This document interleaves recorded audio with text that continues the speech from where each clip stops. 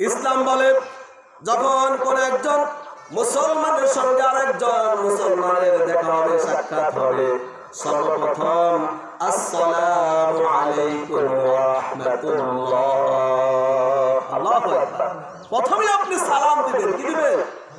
প্রথমে আপনি সালাম দিবেন। সালাম দেওয়ার পর আপনি হাত এগিয়ে দিবেন, যিনাকে সালাম দিয়েছেন উনি হাত এগিয়ে দিবে। হাত এগিয়ে দেওয়ার পর মুসাফা করবেন। সুবহানাল্লাহ। কি করবেন? মুসাফা। আল্লাহ পাক রব্বুল আলামিন কত সুন্দর বিধান আমাদেরকে দিয়েছেন। আপনি যখন সালাম দিবেন আপনার আমলনামায় 90 নেকি লিখে দিবে কে? আল্লাহ। এরপরে 90 নেকিতে আপনি সালাম দিয়ে পেয়ে গেলেন।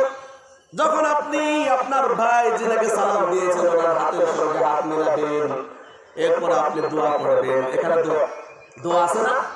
দোয়া আছে, ইয়াগফিরুল্লাহু লানা ওয়া লাকুম। সুবহানাল্লাহ।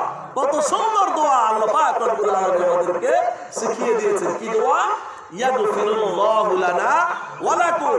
যখন আপনি এই দোয়া পড়েন হাত মিলাবেন, আপনার সগীরা গুনাহগুলি ঝরিয়ে দেবে কে? আল্লাহ। আপনার সগীরা গুনাহগুলি হাতে ঝরিয়ে দেবে। এরপরে এখানে শেষ নয়, আপনি যখন হাত মিলানোর পরে একজন আরেকজনের সঙ্গে কোলাকুলি করবেন। কি করবেন? কোলাকুলি। এখানে দোয়া আছে না নাই? আল্লাহু আকবার। এখানে আল্লাহ পাক রব্বুল আলামিন দোয়া দিয়েছেন। যখন আপনি হাতের সঙ্গে হাত মিলালেন হাতের সগীরা গুনাহগুলি জড়িয়ে দিয়েছে কে? আল্লাহ। এরপর যখন আপনি এক ভাইয়ের সঙ্গে আরেক ভাই যখন কোলাকুলি করবেন, এইখানে একটা বিষয়, আপনি এই যে দোয়াটা কিন্তু আমরা অনেকেই জানি না। আল্লাহ পাক রব্বুল আলামিন আমাদেরকে দোয়া শিখিয়ে দিয়েছেন। যখন আপনি আপনার ভাই আপনার সঙ্গে যখন কোলাকুলি করবে, সঙ্গে সঙ্গে আমরা বলব আল্লাহুম্মা জিদ মুহাব্বাতি লিল্লাহি ওয়া রাসূলি। আল্লাহু আকবার।